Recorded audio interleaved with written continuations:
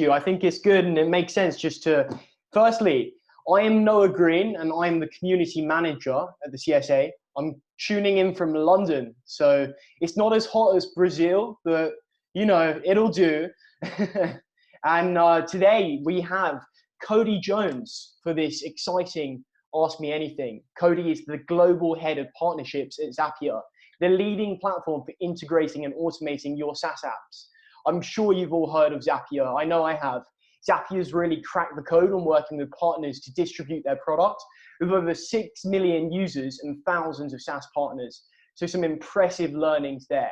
And Cody, having spent his entire career in the SMB automation space, Cody's extremely passionate about the intersection of technology and small business, and specifically the channels that enable them. So I think this will be a really, really exciting conversation. Cody is very much a scaler, having grown Infusion and Keap from 7 to 700 plus employees, and now Zapier from 30 to 350 employees, completely remote, which is insane. And he's a seasoned SaaS executive focused on growth. So I think this is going to be a really exciting Ask Me Anything today, and I'm excited to get this underway. I'll let you kick off with some, I guess, best practices and housekeeping before we get into anything today. Sure. Yeah. Thanks for the warm welcome, Noah. Thanks everybody for joining us. We're going to try to do things a little bit differently today to see if we can make this a little more interactive. And I just didn't really want to type. So here we are. We're going to give this a shot. This is Zapier style. We do a lot of remote meetings like this. So two things. I'm going to share my screen here quickly. We've got the Slido link available, which I might just drop in here, or Noah, if somebody can, in the chat, just to make sure that we've got quick access to this. If you can, throw any questions that you like into this. You just literally type your question and then make sure to add your name. Sometimes you forget to do that. It makes it anonymous, and then it's like, is this some sensitive question? I don't know. If you don't feel comfortable adding your name, that's fine too. But it just helps me follow up and maybe ask clarifying questions if you do have them.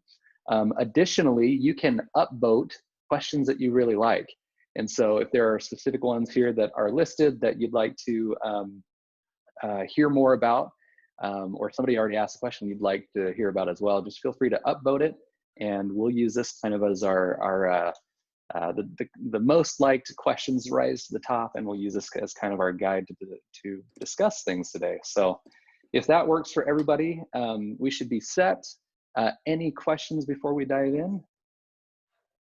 Okay, easy peasy.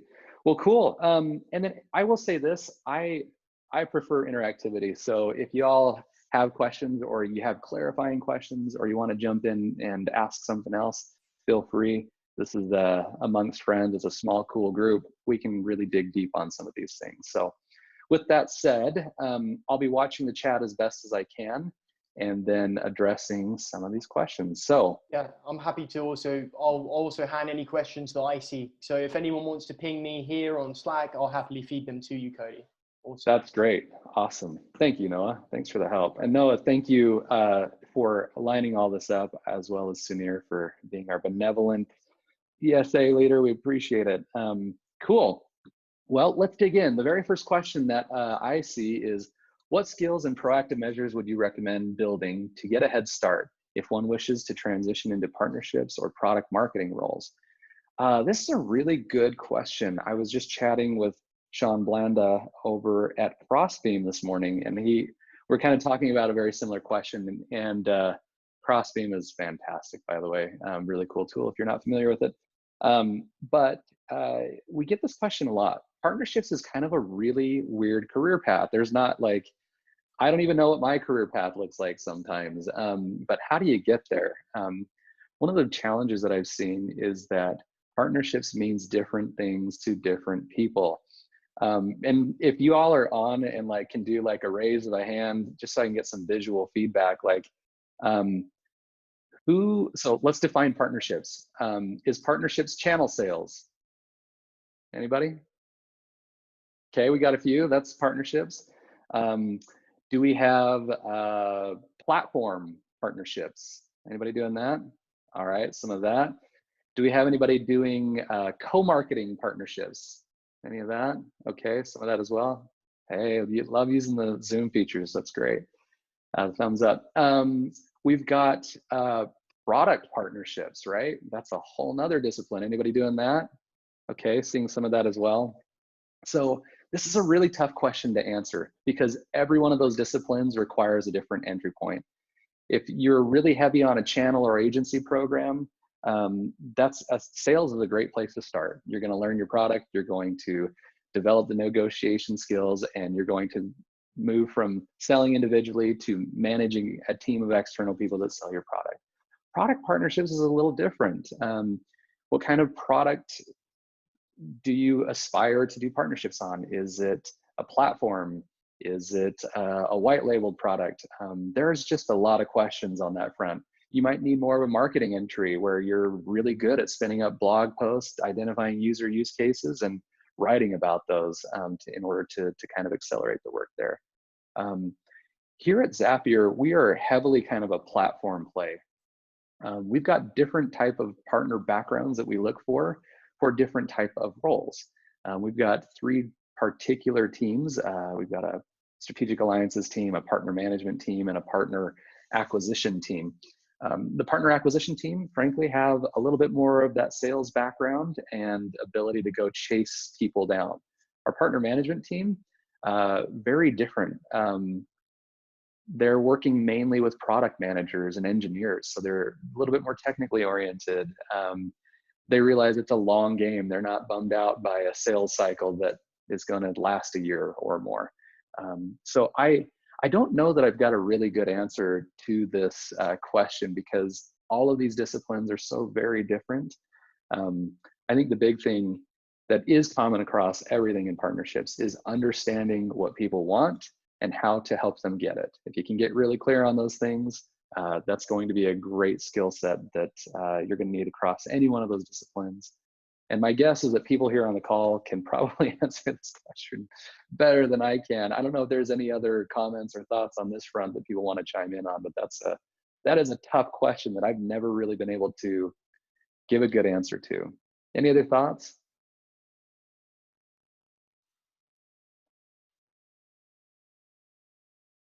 I'll take the silence as nobody else wants to answer that either. All right, moving on. Let's see, the next question that we've got is, do you, let's see here, I gotta mark that one as done. Okay, from Ty.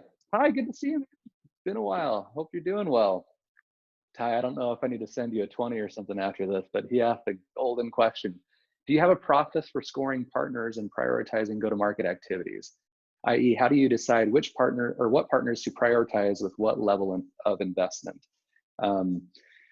Oh man, that is a great question. Here at Zapier, it's like we have 2,000 best friends.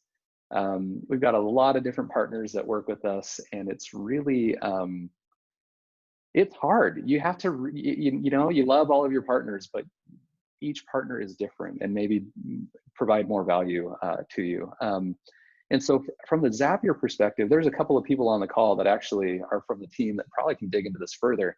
One of the things that we have done heavily on our end is we've gone to great lengths to rank all of the potential partners in the SaaS landscape and understand how valuable we think they would be on Zapier. Zay, you've joined the call. I don't know if you want to chime in on that a little bit, but definitely Zay. So Zay is our partner operations manager. He is, I don't even know how to describe Zay. We lean on him for everything. He makes the entire partner team hum. He's also ridiculously dangerous with data, and spreadsheets are kind of like his first language. So Zay, do you want to speak to like how we prioritize and think about our partners and maybe some of the fun stuff we did with the partner index there? Yeah, sure. Hi, everyone. As Cody said, we have a ton of data available on Zapier, right? We can see what things are doing, what usage is happening, how users engage with apps, you know, the ones that are growing in velocity or having more active users or more tasks, things like that.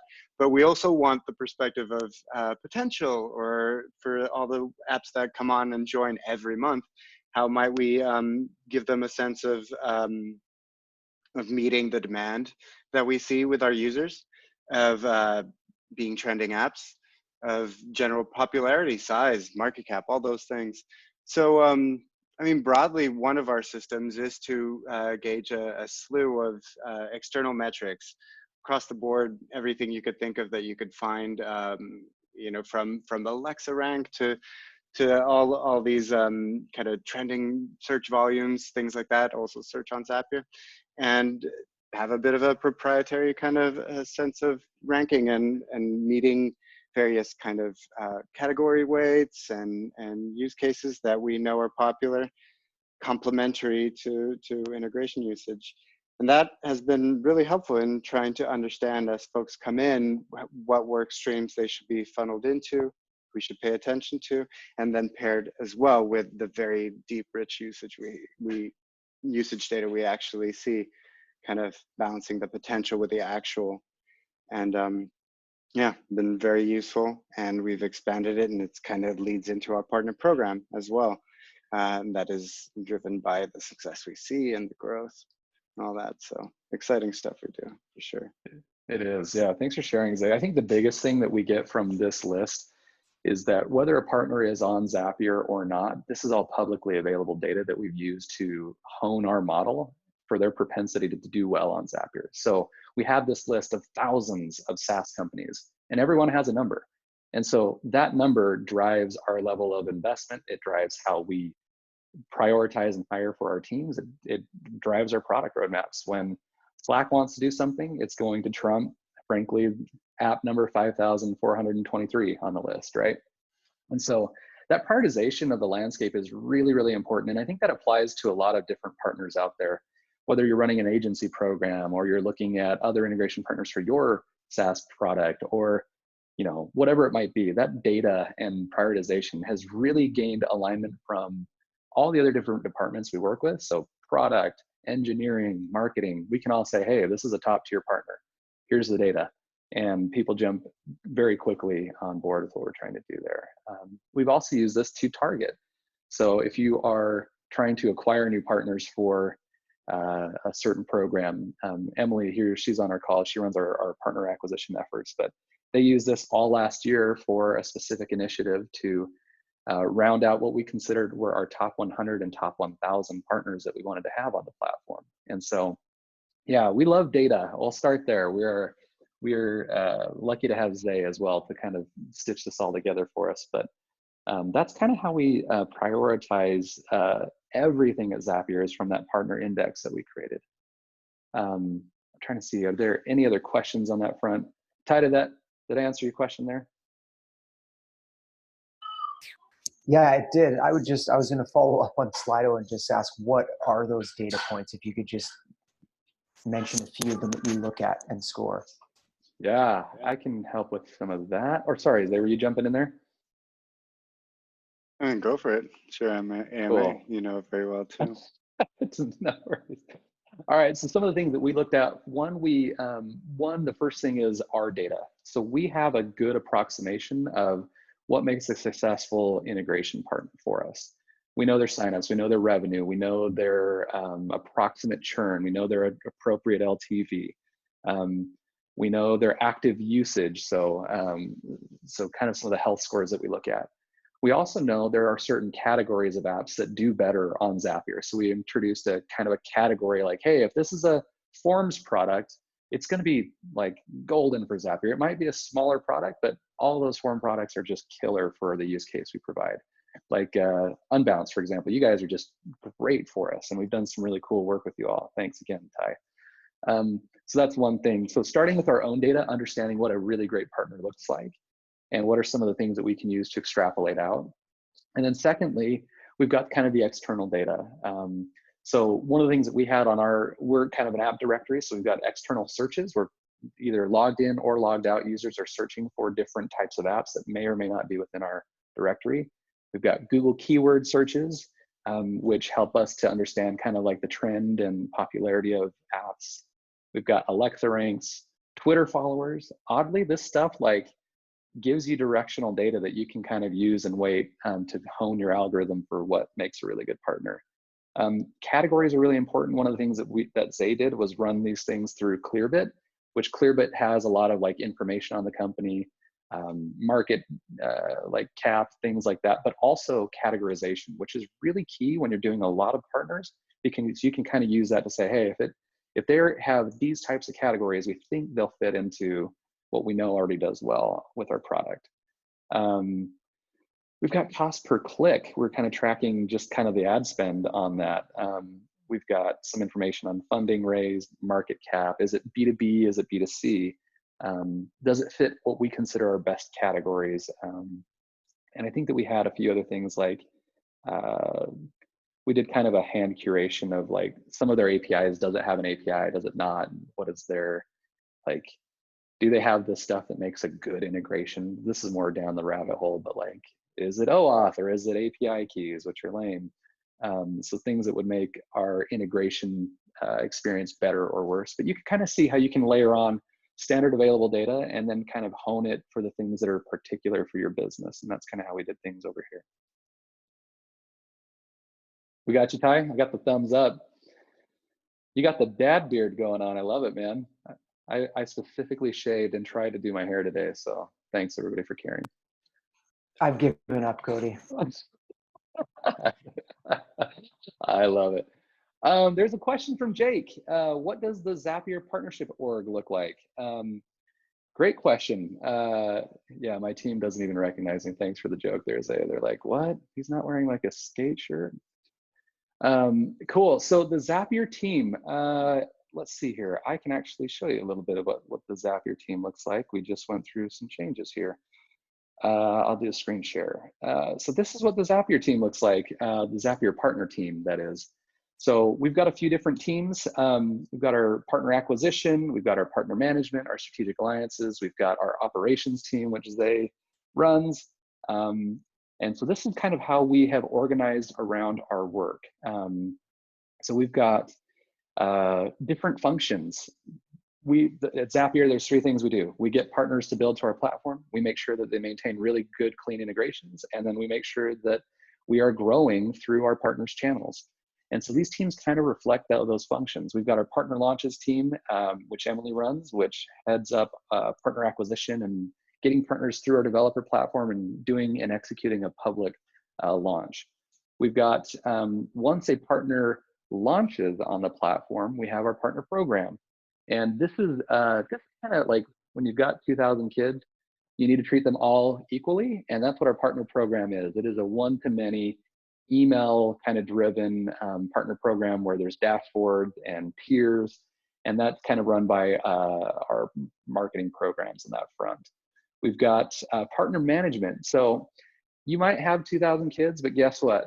Even if you set out a bowl and milk and a spoon and cereal, there will be kids that still need you to pour the cereal for them, or that require a little bit of extra love and care. And so our top 5% of partners kind of fall into this white glove partner management model, where Kim and her team are actively working through really cool conversations with partners like HubSpot and Box and Slack and things like that. So these are partners who we work very closely with, and they need somebody to collaborate with. Collaboration means like working through product roadmaps and new API endpoints and things that are going to be coming out together, and go-to-market motions, things like that. We've got our strategic alliances team, which is focused on ecosystem partners, the Googles, the Facebooks, the Amazons, the Microsoft, and doing really cool in-product stuff with them, which takes a long time. It's very product-oriented and kind of really creating a joint user experience together. We've got operations, which Zay heads up. What you don't see here is the rest of the team dedicated to partnerships. So we have, on the product side, we've got our product team. There are 4 different product managers. One's over our developer platform. We've got our partner distribution product team, which is developing all the cool tools that we build into our partners' products. We've got our STAR team, which is focused on strategic apps and resiliency, making sure that products or the integrations are working really well. And then we've got the associated engineering teams behind that. And then finally, we've got product marketing for partners, and we've got partner marketing for programs and things like that. So that's roughly how I might be missing some things, but that's roughly how we're resourced to really focus on our partners. I mean, obviously, Zapier, our business is like, our product is literally our partners. Like, if we don't have really great integrations, we're kind of in trouble. So we dedicate maybe an outsized amount of effort on partners because it is just such a core, I guess, growth engine for Zapier. So we've got quite a large partner team and organization rallied around our partners. Maybe than a company of 350 should, and that just shows our investment and focus on really being a great product for our partners. But yeah, great questions. Let's see here. Any other questions on that? I don't think Jake's even here to answer that question. Geez, Jake, way to ghost me after all these years. All right, we'll mark this one as done. Looks like, all right, I'm still reading through the comments here. And let me just do another check. Okay. Zapier doesn't own a dedicated sales machine, as you mentioned in the SaaS Half Full podcast. How much do you think partner evangelism is important as opposed to revenue gen? Sankar, are you on the call? I think that you said you joined. He's not on the call anymore. He's had to bounce. So Hello. he wants me to relate. Oh, you are here. Awesome. I am here. Great. Awesome. I'm wondering if you can provide a little bit more about the partner evangelism versus opposed to rev gen. I'm not sure I understand the exact nuance you're referring to there. All right. So what I mean by partner evangelism is that some people, some companies such as Zapier is more focused on the number of integrations that they build over a period of time, rather than the revenue they generate in that period of time, particularly, or in general throughout the year or throughout a couple of years or something. Do you think like building 100 integrations over a year is important than generating those revenues from those particular number of companies over that period of time? Yeah, great question. You may have pitched me a softball since we're in the integration business. I don't know, but I'll try to be unbiased in my response here. Let me back up. It all depends on what your company needs. Is this an ecosystem play? Are you building an ecosystem and kind of a flywheel? If you are, you need to be focusing on breadth and really getting out there and making sure that you have as many connections as possible. They also need to be good. Don't forget that.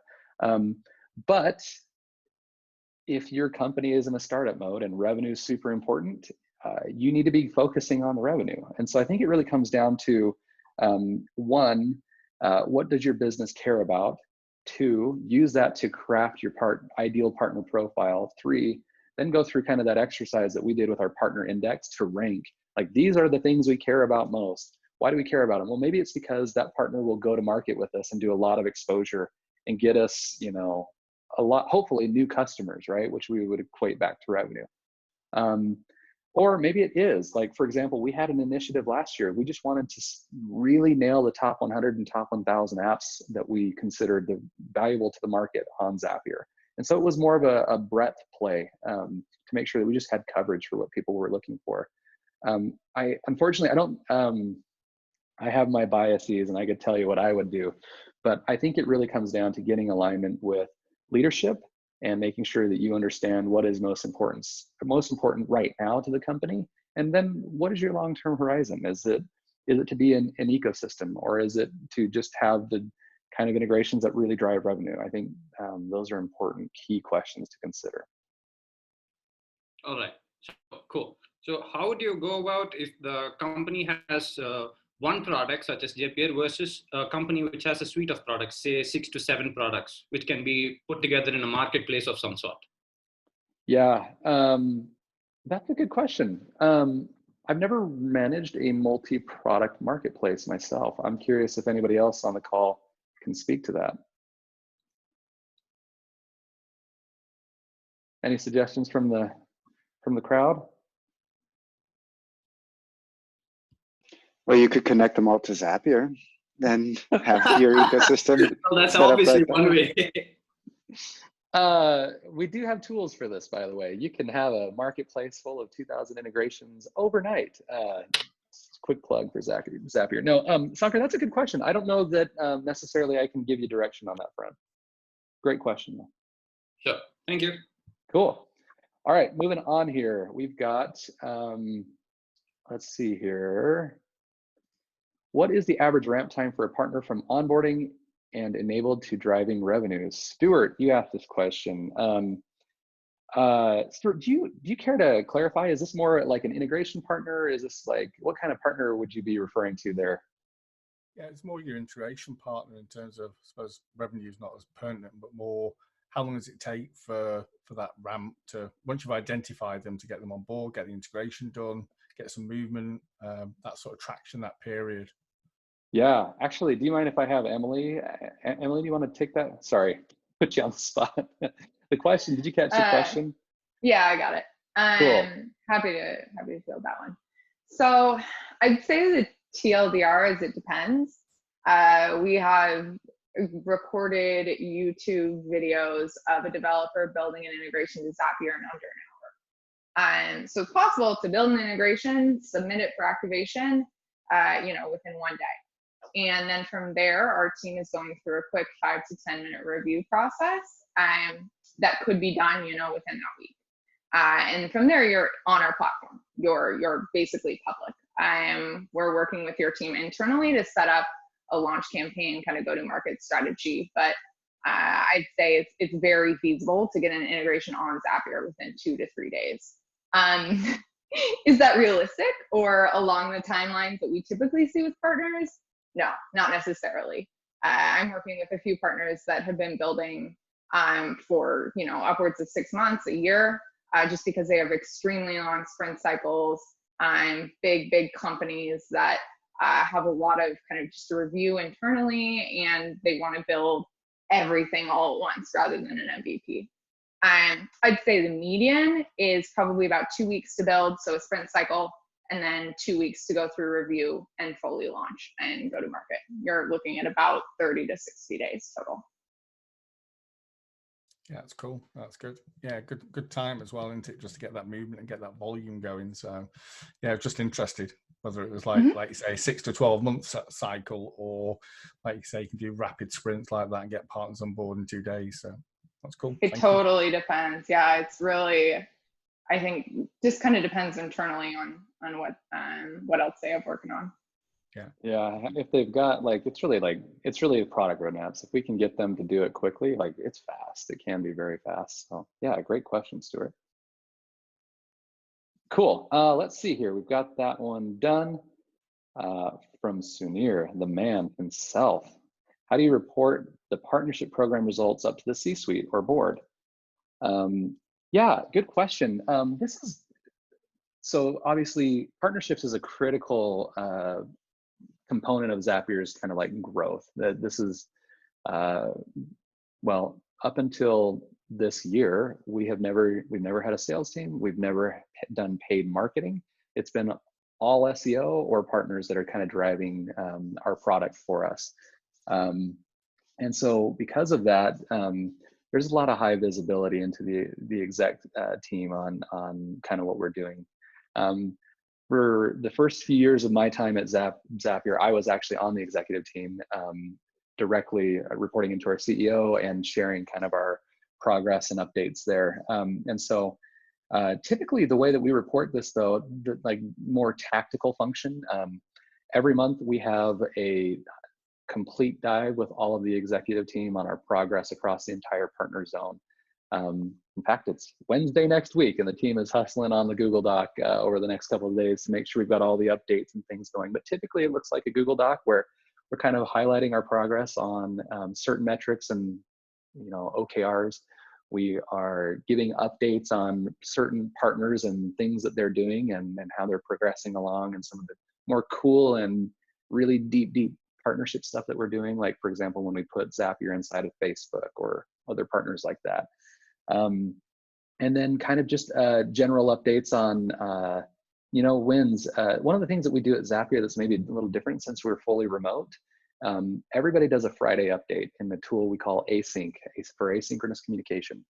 And teams read through this stuff. So we have kind of just a quick update of how the partner team is doing, some of the big milestones we hit that week. And anybody in the company can subscribe or read or get an update or ask questions about what we're doing.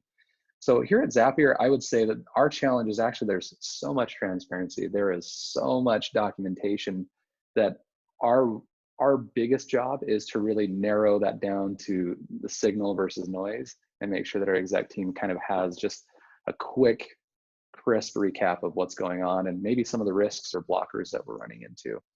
But that's kind of how we do things over here at Zapier. I think any other questions on that front? Okay, cool. Gonna mark that one as done. Jake again here, who's not even on the call. All right, Zapier launched their partner program a few years back. Can you give us some insight as to how that was spun up?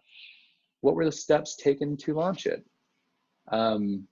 Yeah, we can definitely speak to this. In fact, one of our colleagues who is not here, who is now over at HubSpot, was the person that kind of spearheaded this. So Carlin Sack, may she rest in peace. No, we love her. She's over at HubSpot and doing great, working with one of our partners. She was the person who, along with me and one of our product managers, worked on our partner program. Remind me, Zay, did we launch that end of 2017? Early 2018? I think it was mid 2018. Yeah, because we were prototyping it early. Yeah, that's right. That's right. Yeah, so we built this partner program.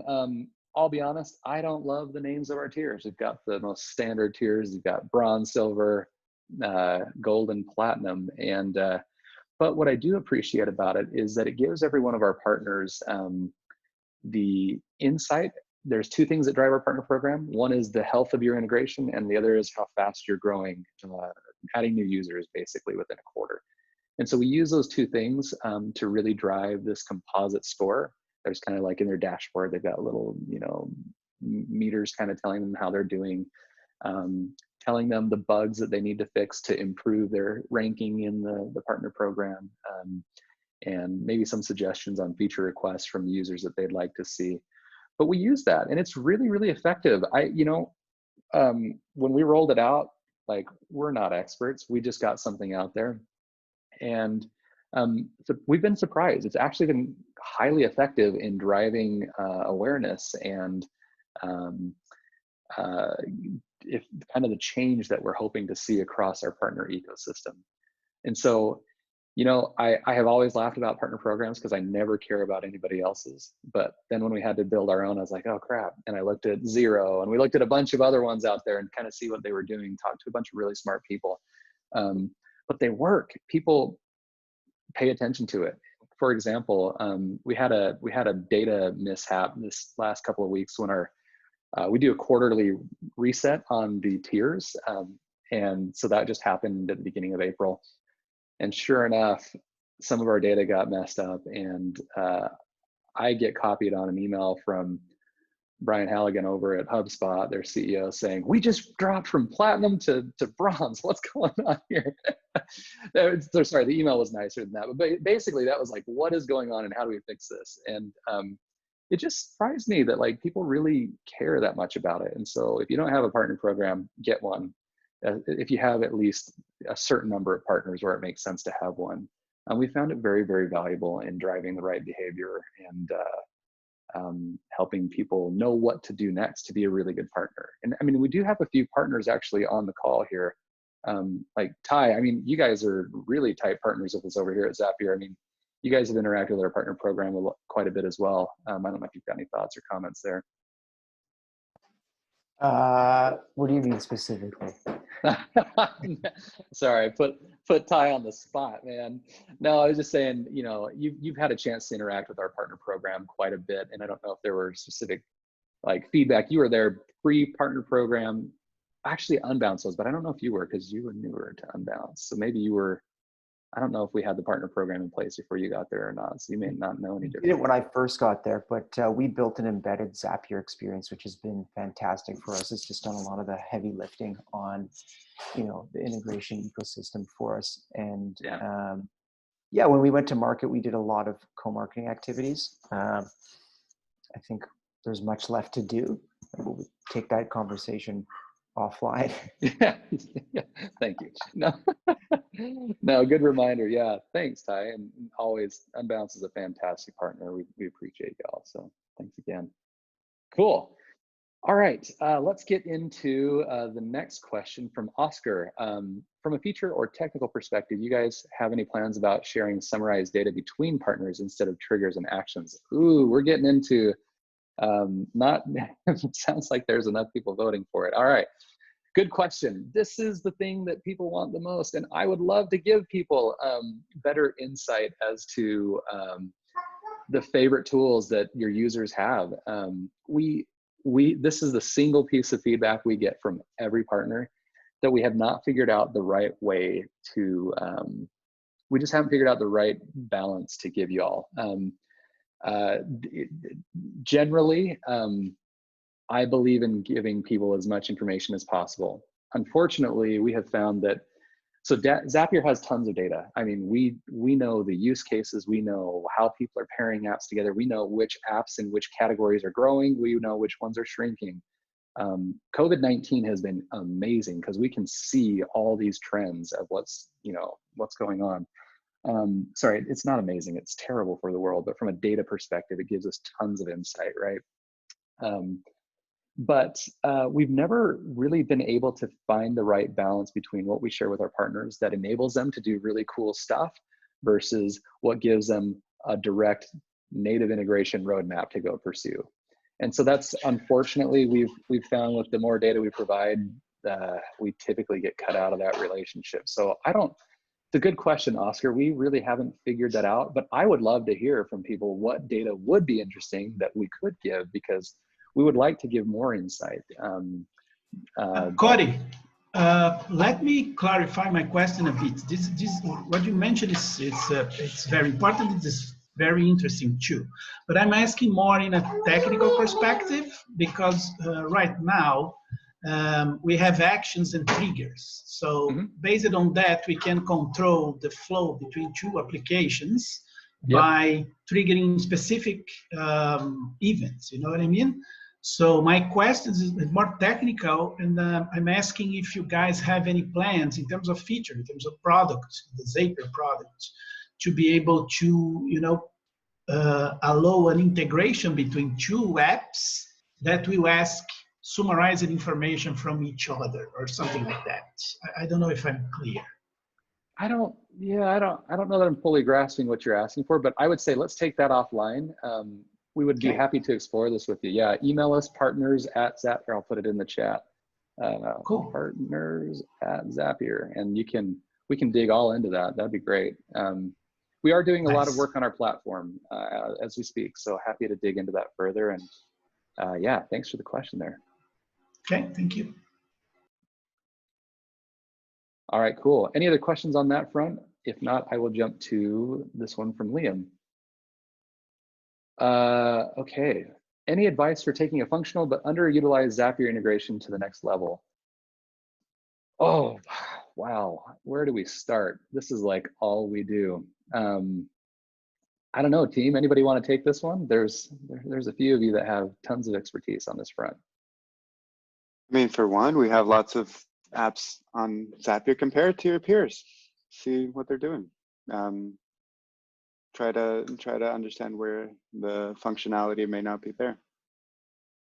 Yeah, so you've likely got a competitor on our platform. They likely have some functionality. You can literally just go to their Zapier page and see what triggers and actions they're using. The other thing is, I would say, we've got a ton of data from users. So Zapier does all front-end support. So we categorize all the user feedback, feature requests, bugs, all that stuff, and we log it all for you, which you can totally view and review. And typically that will give you a prioritized roadmap of like what you should be doing to improve your integration. Finally, we love it when people ask us that question. Like, we know what your competitors are doing. We can tell you exactly what you should be doing. And so I would highly recommend just ping us, partners@zapier.com, and we typically can give you some quick and easy insight that will help point you in the right direction. But generally, yeah, somebody's already figured it out. You don't need to recreate the wheel. We can help you get it pointed in the right direction there. Cool. All right, let's get back to like, let's see here. I'm going to try to avoid more of the Zapier stuff and get more to more general partnership stuff so that it's a little bit more applicable for the CSA here. What does the Zapier partner team tech stack look like? Zay, do you want to take that one? Yeah, sorry about that. Oh, sorry. Our tech stack. Yeah, we use Slack to communicate extensively. Google Sheets is a wonderful brain, a wonderful computer for additional calculations that plug into Zaps that we use across all of our other smaller tools. You've got a repository of information like Google Docs. Looker is fantastic for accessing our databases and providing user-friendly and self-serve information. And wiring all those together with everything else that's possible with Zapier for all the edge cases and lookups makes up a large bulk of our day-to-day stack. Cool, that's great. Thanks for sharing, Zay. Getting into the next question here, this is from Steven. What are the primary and secondary KPIs you measure success for Zapier of your integrated partnerships? Oh, that's a great question. This is tough. Here at Zapier, the things that we would like, so we've got a few different things that we measure. We measure the number of signups that come from an attributed partner. We measure the number of active users. In our case, active usages, they've done at least one Zap with that partner within a 28-day time frame. 28 days for evening out the data. Zay, I feel like this is your discussion here. We track actually, Zay, do you want to just talk to this? Because like, this is your world. You run all of our reporting on this front. Sure, yeah. Active usage with a variety of scales. We could also tell like frequent usage, right? They used it over 20 days in a month, things like that. Velocity is important too, comparison of week on week, month on month periods of growth. Because we've got the big apps and they remain big, but also the growers, the rising stars. We like to see about that. We've got activation rates as well. That's hugely important in terms of like attempts to successes, in terms of Zaps, in terms of task usage and triggers. The average consumption per user is also important. How many Zaps and tasks they're using per period. As well as the kind of speed to activation and speed to success that a particular app brings to a user. And then there's complementary measures as well that are more qualitative, but for example, support volume and impact there, as well as all the kind of error rates that you might imagine, all the more technical information on the stability and health, affected users and feature requests and bugs that come in. They all pair together. That's why we found it useful to have composite scores. So it's not like single KPIs, but to the point we mentioned before, index and partner program, we bring them together, normalize them into scores that balance it out. And so they take everything into account. Thanks for sharing, Zay. Steven, I know this is a tough one. Everybody struggles with this. Everybody at every company I've ever talked to has, we all have like this perfect idea of what we'd like to measure. And then there's like, multi-attribution is a problem, or how do you tie revenue back to one specific partner from integrations? Like there are some real challenges with that. So we deal with our fair share. The good thing that we have is very clear optics on usage, which we can associate to some of those things. But good question there. And not sure if we have any other questions on that front. Steven, we get you covered there? I'll assume yes. Okay, there's like 3 questions that kind of all come together that I'm gonna try to address here. Oh, I gotta mark some of these as done here. So let's see here. Have you seen any trends in the type of Zaps that are most popular in the last 2 months? How are you approaching new partnership opportunities differently due to COVID-19? Let's see here. What changes do you think are coming to the world to software partnerships in the wake of the pandemic? I'm going to try to tackle all of those and talk about COVID-19, what we're seeing in the market. This is part of a LinkedIn post that I just haven't had the time to get done and get up, waiting on some design resources. But if you want a little preview from some of the work that Zay and our data team did, it's pretty cool stuff actually here. Let me share my screen. We can kind of jump into just a couple of, let's see here. A couple of category, so this won't highlight any partners in specific, but this is really cool. So Zapier is, this is a quote from Andrew on our team. Zapier is kind of like an ETF, a SaaS ETF. We get basically a pulse on the entire market of what's going on. And it's pretty amazing when you have this much data to see what's happening. So this is a snapshot from February 10th until last week of exactly what the market is doing usage-wise, as measured in active users on our end for these apps, these app categories. And this is the one where we're seeing growth. Like this is a positive impact to these app categories from the changes that COVID-19 is throwing out there. So this right here, anything that's on the webinar front, you could imagine live events are moving online, and they are using these tools like crazy to try to salvage some sort of event that they've put together. So that's seeing a big, strong increase in tools on that category. Right here, marketing automation. And this kind of happened, earlier than a lot of this other stuff.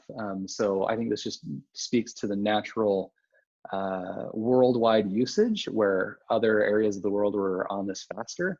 But basically, people are trying to get in touch with their contacts and their leads and do it in with increasing urgency is what that appears to be. This is kind of a fun one. This little orangey line right here, brownie orange line, is fitness apps. Like, what kind of surprises me on this, I mean, obviously people have more time, they're at home, they're quarantined, things along these lines, but what kind of blows my mind is that they're taking the time to like, hey, I've got this fitness tracker and I'm gonna sync it up to Zapier to put it in a Google spreadsheet. Like, they're taking the time to do that, which kind of blows my mind and is kind of funny. This this light blue line right here is fundraising. So the GoFundMe's of the world for people reaching out for help. They're definitely seeing some changes there. Online courses, this dark blue line right here. These are tools like Teachable and I'm blanking right now. There's one in Vancouver, right up by you, Ty, that I'm totally Thinkific, right? Thinkific. Yes. Yes, Thinkific. Yes, exactly. Thank you.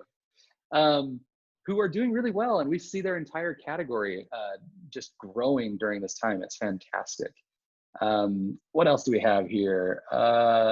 Obviously, signature tools. People are getting contracts done through DocuSign and HelloSign and all those other things. Oddly, server monitoring, for whatever reason, that is up. And team collaboration in video and audio, of course, are doing really, really well. And these are significant spikes that we're seeing. I think this gets really interesting when you add video conferencing apps on into the matrix here. So this red line is video conferencing, and you can see March 2nd that week, this thing just took off.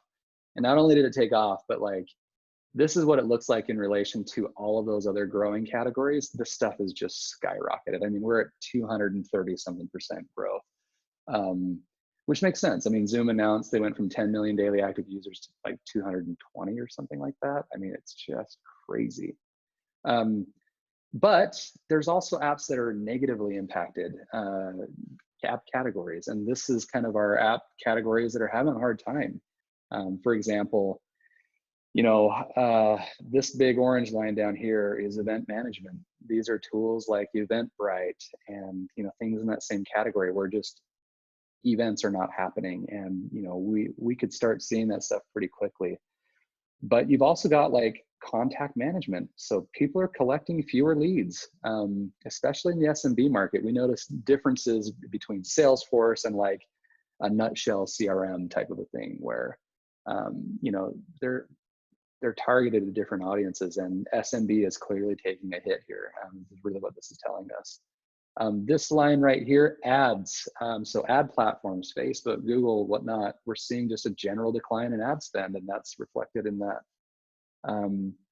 Some other things, forms. So, tools like Typeform, FormStack, Google Forms, just seeing a general decline. I think this comes down to people are generating fewer leads during this time is kind of what we're seeing there. Accounting took a hit as well. HR and talent recruitment, of course, and even calendars. There's just fewer meetings that are going on during this time. And so this stuff makes sense, right? I think the hard thing is that when you're sitting on this data and you can kind of see it happening, and we've got our friends out there like Eventbrite, we saw a few weeks after we kind of saw this data that they had to lay off about 45% of their staff, or FreshBooks announced earlier this week that, they're in this accounting bucket that they were laying off 9% of their staff. And so it's just kind of an interesting, COVID-19 is making some categories really successful, mainly the ones that are enabling everything remote. And then another category that's kind of really decimating certain business models. And then we've got some rebounders. These are, kind of interesting, where they're kind of having a dip and then a spike. And news and lifecycle, obviously, website builders, e-commerce and file management and storage. So e-commerce is one of those ones that kind of took a hit and then has kind of rebounded as people have really tried to move back online for that stuff. So, but yeah, I'm going to stop sharing my screen there and get back to our discussion because I couldn't see any of the chat. But that gives you hopefully a little bit of the idea for how COVID-19 is impacting SaaS in general. And then secondly, let's talk partnerships. Partnerships are a really tricky place to be during a downturn. The question is, how long is this downturn? Companies that are, let's back up, partnerships are generally an afterthought at most companies. It's a nice to have. It's something that is, yeah, we should try that, right? I have heard from many friends and colleagues that companies are backing off or are downsizing or letting folks go. And so I think that COVID-19 is going to have an impact on the partner world, maybe disproportionately compared to other professions in SaaS. And then secondly, how does it change it going forward? Well, I'll tell you what, we're not ever shaking hands again. So good to see you from afar. No, I actually don't know. But I am curious to see, for example, we had lots of money lined up for events this year that we're no longer doing. And it's not clear to me when we're going to be resurrecting that budget. And I mean, obviously everybody's in a similar boat. We canceled the CSA event, right? But yeah, I'd be curious on your all. I mean, we've got a lot of folks across a bunch of different industries. What are you seeing? I mean, how's COVID-19 impacting you? What do you think things are going, or what things are going to be different in the future for partnerships? I'd love to open that up. If you've got comments you want to throw in here, or just want to chime in, I'd love to hear from you all. We have we rely on shows mainly, on trade shows, and they are gone, right? So in our industry and our vertical, we work with MSPs, managed service providers, and we are going to be sponsoring one of the first virtual trade shows ever. We're going to have our booth. We're going to have promotions and people going in and out our booth. We don't know exactly how it will work, but it's going to happen first week of May. It's a Robin Robbins show. I don't know if you guys are familiar with. She's an expert, in this vertical.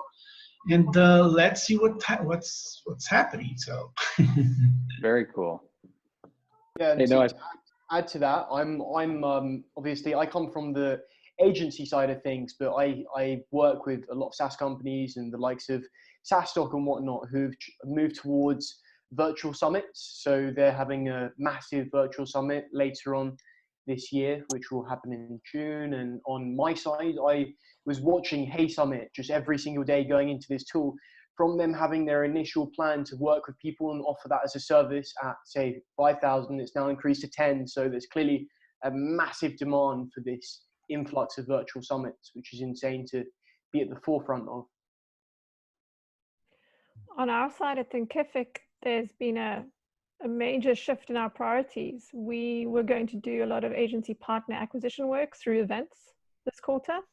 But the agencies are coming to us in droves at the moment in terms of finding new revenue streams to bring customers to the Thinkific platform. So we have had to rapidly switch to stronger focus on partner onboarding and success resources. We were going to do some of that anyway, but we've had to really double down on a lot of that. From my side, from Telesign, we have some data solutions. We sell data, but the platform partners that we have that do decisioning, the feedback that I've gotten is that they have more time to work on partnerships. It's always easier to work with a company that you currently have a contract with, that the partner has the relationships with. And we're seeing more of an impact on our direct sales team and the SDR team being able to generate new meetings. So I'm super thankful to be in the position I am right now, where there does seem to be more activity going on. That's great. I know that for Zapier, for example, we've pulled certain projects up on the roadmap. Like, we've got all this data, like Microsoft Teams was a clear, and Zoom. We're like, all right, let's invest heavily in making sure that those integrations are great. Let's work very closely with them. That kind of changed some of our annual planning that we had slated for maybe Q3, bumped it up to now. But yeah, it's definitely changing things. And I think the biggest thing is that, it's great to have data to help you make those decisions and, communicate that to the rest of the team. But yeah, well, I'll say this. I know that we're coming up on time. And so there are a few additional questions that I might try to tackle in Slack. But I guess, thank you everybody for letting me join and answer a few questions. And, just big fan of the Cloud Software Association. It's been a major part of my career. And so Noah, thanks for having me. And Sunir, you're not on here, but always a pleasure. And yeah, let's get through COVID-19 and come out swinging. Yeah, Cody, thank you so much for joining us. And everyone, let us know if you enjoyed this new format, because we're more than happy to move towards doing this in the future. And it's been really, really interesting. There were a ton of learning shared. If you want to continue a conversation with Cody, reach out on Slack, and I'll drop his LinkedIn so you can connect on there as well in general shortly. Awesome. Thanks, everybody. Have a great day. See you later. Thank you. Bye, everyone. Have a great day. Bye. Thanks, everyone. See you. Bye.